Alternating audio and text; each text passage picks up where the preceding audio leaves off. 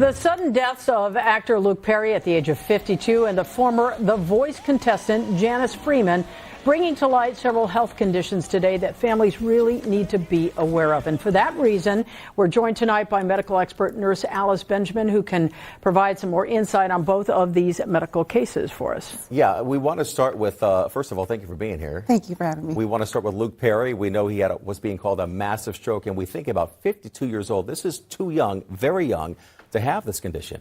Yes, absolutely. What we do know is 3/4 of strokes occur in people 65 ages and older. So to happen at 52 seems a little bit young. And what we do know is that sometimes when it happens in someone that young, it's not necessarily just high blood pressure, smoking, and those type of conditions. Sometimes something as simple as fighting off a cold, an infection, a little bit of trauma, or dehydration can be simple things that can contribute to having a stroke. Now, in this case, he had a massive stroke. So we were talking about that a little bit earlier. When someone has a stroke, it's very difficult to predict the effects of a stroke. So when we say that someone has had a massive stroke, what that speaks to is the amount of damage that has occurred because of the stroke. Someone can have a massive clot, and it may not have so much damage, or they might have several microclots in their brain, and that can cause a lot of damage. So here's a question. As we're around people, parents who are getting older and things like that, if you come upon someone and you realize they probably are having a stroke, they're having the symptoms, what is the best thing? I mean, you know the EMTs are coming, you dial 911, but what do you do in the interim?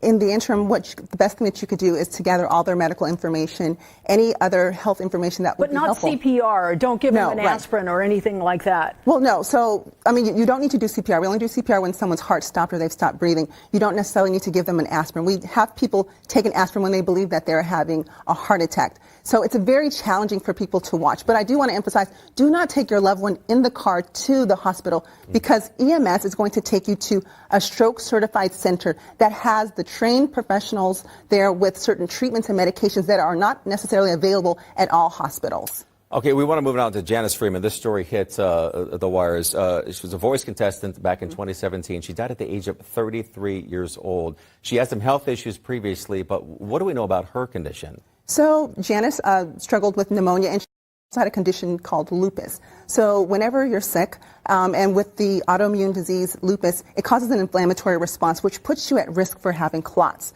So she encountered a clot in her lungs, what we call a pulmonary embolism, very similar to what happened with Serena Williams. So in this case, she experienced the chest pains, the problem breathing, and she probably attributed her chest pain to the pneumonia she's having, and we can't say for sure.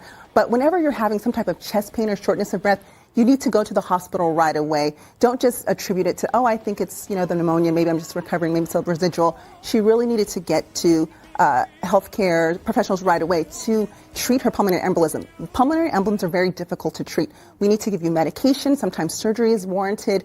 But again, this is a blood clot in your lung, so not something very easy to get to. And of course, she passed away in Pasadena over the weekend. Yes. Symptoms of all of this. You talked about shortness of breath. How do you differentiate this from a stroke, from a heart attack? Yes. So as healthcare professionals, we don't want you to try to figure out what it's going to be. If you're having shortness of breath, chest pain, this is new and unusual for you, get to the hospital right away and let us do the work. You don't need to do any of the work. We're going to need to do a chest x-ray. We're going to need to run some labs, because what you say to me subjectively may not match up what we see diagnostically. So we need to run tests. We want to make sure that we don't miss anything. We uncover every stone to make sure that we don't miss anything.